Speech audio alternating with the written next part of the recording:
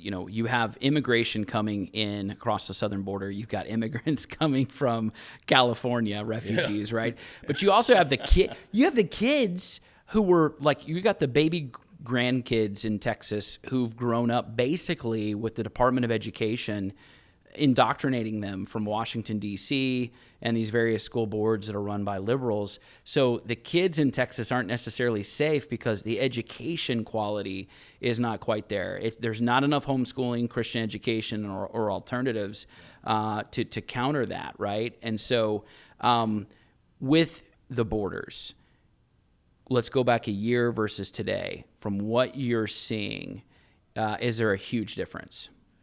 Well, statistically, and I will add to your education point, the Board of Regents in the state of Texas, which is overseeing our colleges and universities, is wildly progressive and liberal, and all of those people are appointed by a Republican governor in Greg Abbott. So they got it at every level. Even at higher education, we got a problem there.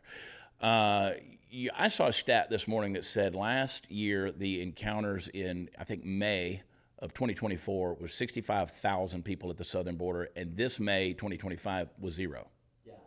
So I would say there's a drastic difference that's going on. The Remain in Mexico policy gets brought back into place. I mean, just absolutely shutting it down. You can't say it any better than what Trump said in his address to the joint Congress, where he said, you didn't need another bill, you needed a better president.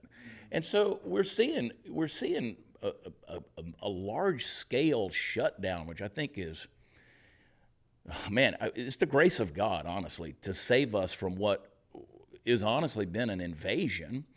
You know, 1965, Johnson signed into law the Immigration and Nationality Act. And we went from an origins-based immigration policy, which had been everything that we did. We tried to import people and let immigrants come from nations and places that would closely share our values so that it was an easier assimilation. 100%, yes. And then we went to a relational/skills-based deal, which really the skills weren't necessary. But if you could say that you had a cousin who had a barber in Queens and you were related to them somehow, you were allowed to come into the country. Right. And so we went from having 86% of our immigrants prior to 1965 being from European countries or countries that shared many of our values to now them being from places like Africa, places like Central South America, Mexico. And so they're coming in. And again, to say that, people are immediately, you know what they're going to do? Oh, you're just a racist transphobe. Right. No, we're not. It's just logic.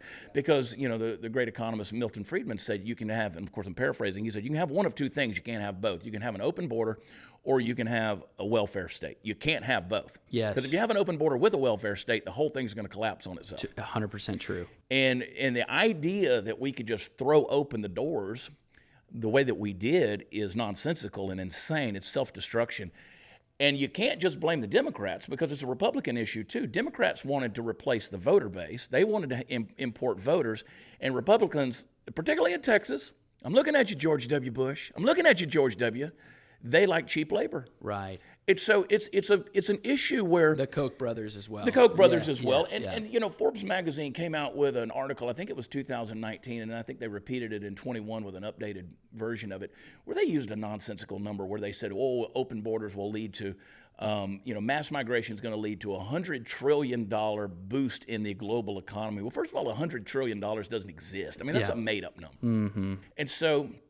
But there's no basis to believe something like that. Right. But they say that because you have people that have historically called themselves Republicans. They believe that stuff, that it's going to boost. You know, what's the big debate that's going on right now is whether or not Homeland Security is going to go after the hospitality industry and the agricultural farm and ranching industry that are employing illegals. And Trump kind of put his foot in his mouth last week over that issue and kind of had to pull back because it's they're either illegal or they're not. Right. What's it going to be?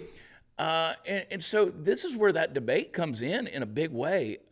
We've all benefited from people being here, but and listen, I still contend that 90% of the people who come to this country do come for the right reason. Right. They want a better life. Hey, did you find this helpful? I hope you did. Please like and subscribe, share with a friend, and also go to standingforfreedom.com where you can find more content, articles, podcasts, and our Theology of Politics series, all at standingforfreedom.com.